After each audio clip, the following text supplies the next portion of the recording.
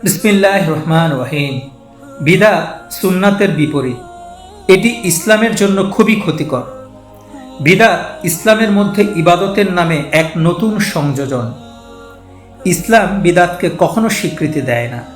যারা ইসলাম ধর্মের মধ্যে কোরআন ও হাদিসের বাহিরে নতুন কোনো কাজ বা ইবাদতের উদ্দেশ্যে কোনো ফতোয়া দেয়, সেটাই হচ্ছে বিদআত।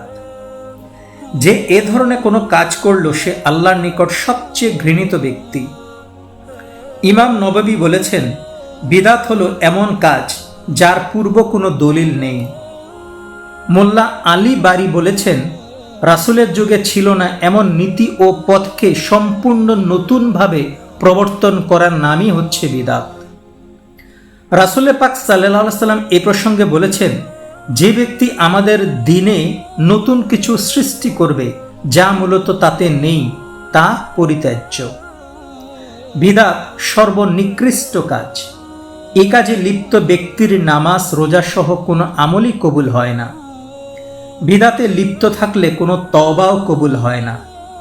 শিরক যেমন ঈমান নষ্ট করে দেয়, ঠিক তেমনি বিদআত করলে আমল নষ্ট হয়ে যায়। বিদআত মানুষকে কুফরি পর্যন্ত টেনে নিয়ে যায়। রাসূল পাক সাল্লাল্লাহু আলাইহি সাল্লাম বলেছেন, তোমরা নতুন কর্ম সৃষ্টি করা থেকে বিরত থাকো, নিশ্চয়ই নতুন সবই বিদআত, আর সবই বিদআতই ভ্রষ্টতা।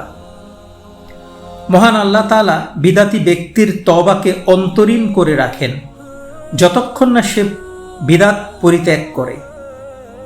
বিদআতি ব্যক্তির সালাম নেয়া ও তার জবাব পৌঁছানো নিষেধ করা হয়েছে।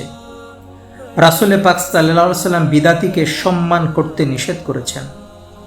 মহান আল্লাহ তাআলা বলেন, তোমরা অনুসরণ করো যা তোমাদের প্রভুর পক্ষ থেকে অবতীর্ণ হয়েছে, এবং তাকে বাদ দিয়ে অন্য কোনো অলি আউলিয়ার অনুসরণ করো না।